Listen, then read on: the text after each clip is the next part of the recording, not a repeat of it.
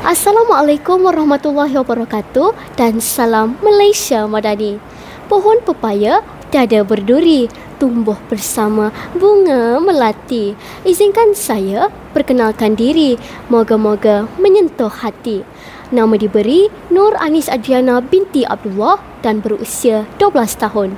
Saya merupakan anak didik di Sekolah Kebangsaan Jalan U3. Pada hari ini, saya ingin berkongsi tentang sebuah buku cerita yang telah saya baca berjudul Dendam yang Tiada Kesudahan. Buku Dendam yang Tiada Kesudahan ialah sebuah karya fiksyen sains dan aksi yang menyelipkan nilai kekeluargaan, kesetiaan dan keberanian. Buku ini telah ditulis oleh seorang penulis wanita yang bernama Nuriah Rashid. Buku ini juga sesuai untuk bacaan pelajar sekolah rendah hingga menengah kerana ceritanya syarat dengan pengajaran dan cabaran moral. Jalan cerita yang mencabar logik harian tetapi disampaikan dalam gaya menghiburkan menjadikan buku ini unik dalam sastera remaja tempatan.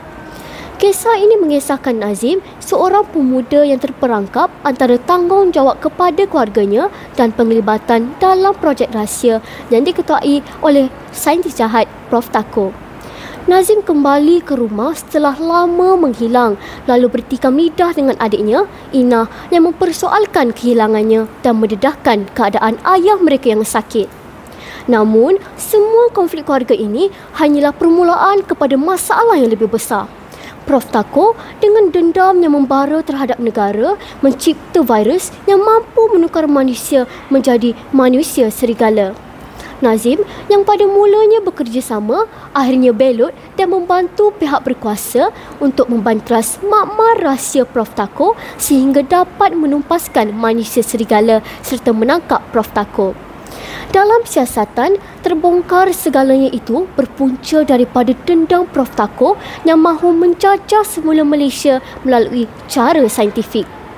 Buku ini mengajak pembaca berfikir tentang kesan dendam, iaitu api kecil yang jika tidak dipadamkan boleh membakar seluruh peradaban. Prof. Tako menjadi lambang manusia yang membiarkan dendam mengawal akal hingga sanggup mengorbankan nyawa dan maruah. Dendam yang tiada kesudahan bukan sekadar sebuah cerita aksi sains tetapi membawa peringatan bahawa dendam adalah musuh dalam diri yang paling berbahaya. Dengan mesej perpaduan, tanggungjawab dan keberanian, buku ini berjaya membawa nilai murni dengan gaya cerita dramatik dan penuh debaran serta amat sesuai untuk dijadikan bacaan semua golongan. Sekian dahulu perkongsian saya. Terima kasih.